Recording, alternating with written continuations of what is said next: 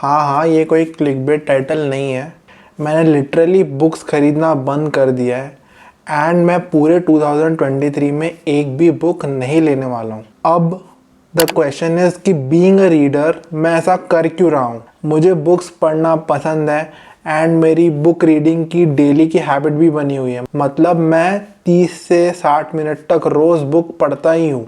But जब आप रोज़ रोज़ books पढ़ते हो एंड बुक्स को कंप्लीट करते हो ना, तो आप और ज़्यादा बुक्स खरीदने और पढ़ने के लिए बहुत ज़्यादा एक्साइटेड हो जाते हो। एंड ऐसे ही उस एक्साइटमेंट में मैंने बहुत सारी बुक्स खरीदना स्टार्ट कर दिया। हुआ ऐसे कि 2020 के एंड से लेके अक्टूबर 2022 तक मैं जितनी बुक्स पढ़ रहा था उससे कई गुना ज़्यादा मैं बुक्स खरीदता जा रहा था। मतलब मैं बुक बाइंग के एडिक्शन में फंस गया था, क्योंकि जब भी आप बुक्स को बाय करते हो तब आपको एक डोपामिन हिट मिलता है, आपको एक बहुत अच्छी फीलिंग आती है, आप बहुत अच्छा फील करते हो।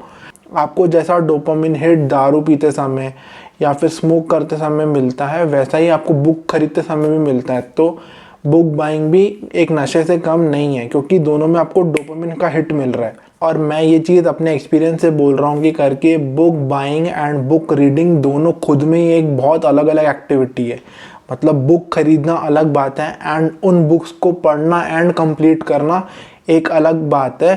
तो आप कभी भी ऐसा नहीं बोल सकते हो कि करके कोई इंसान अगर बहुत सारी बुक्स खरीद रहा है तो वो उन बहुत सारी बुक्स को पढ़ता भी होगा। ये एक बहुत बड़ा मिथ है या बहुत बड़ी मिसअंडरस्टैंडिंग है। अब स्टोरी पे वापस आते हैं। 2020 के एंड से लेके अक्टूबर 2022 तक जितनी बुक्स मैं पढ़ रहा था उससे कई गुना मैं ज़्यादा बुक्स खरीद रहा था।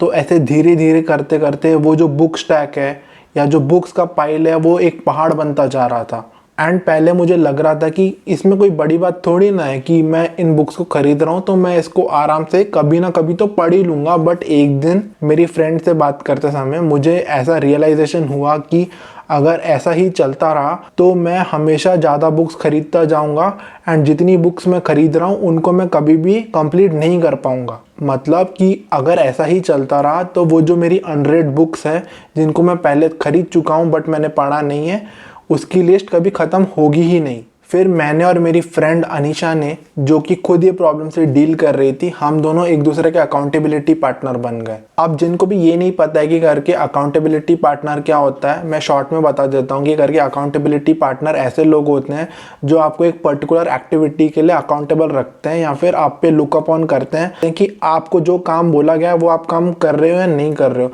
मतलब कि अगर मैं किसी का अकाउंटेबिलिटी पार्टनर बन रहा हूँ कि करके हम दोनों बुक्स नहीं खरीदेंगे तो मेरे को मेक श्योर करना है कि करके मेरी अकाउंटेबिलिटी पार्टनर बुक्स नहीं खरीद रही है एंड उसका काम भी वही है कि वो मेक श्योर करे कि मैं बुक्स नहीं खरीद रहा हूँ। अगर आपको डिटेल में जानना है कि करके एक अकाउंटेबिलिटी पार्टनर क्या होता है एंड उसके रोल्स क्या क्या होते हैं तो आप इस वीडियो को चेकआउट कर सकते हो।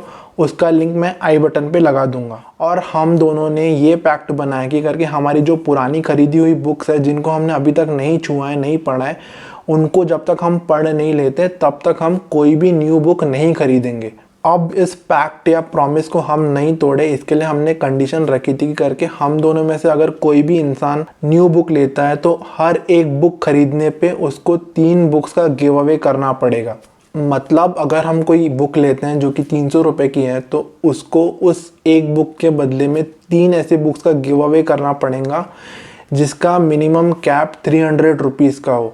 मतलब अगर उसने एक बुक 300 रुपये की खरीदी तो उसको 900 रुपये की कम से कम बुक्स का गिव अवे करना ही पड़ेगा। ये उसकी पनिशमेंट है। और अभी तक के ये प्रॉमिस नहीं टूटा है, मेरा भी नहीं टूटा है एंड अनीशा का भी नहीं टूटा है। मेरा प्रॉमिस नहीं टूटने के पीछे में 2 मेन रीजंस है। जो पहला रीज़न है वो ये है कि करके मेरे को मेरा वाई बहुत क्लियर था कि मुझे बुक्स को क्यों नहीं बाय करना है। मतलब मुझे ये क्लियर कट समझ में आ गया था कि अगर मैं अपनी पुरानी बुक्स को नहीं पढ़ूंगा तो ये सिलसिला चलता ही रहेगा एंड वो जो लिस्ट है अनरेड बुक्स की वो कभी ख़त्म नहीं होगी। दूसरा मेन रीज़न ये था कि करके मैं एक ऐसा इंसान हूँ जो अपने प्रोमिसेस को पूरा करता हूँ।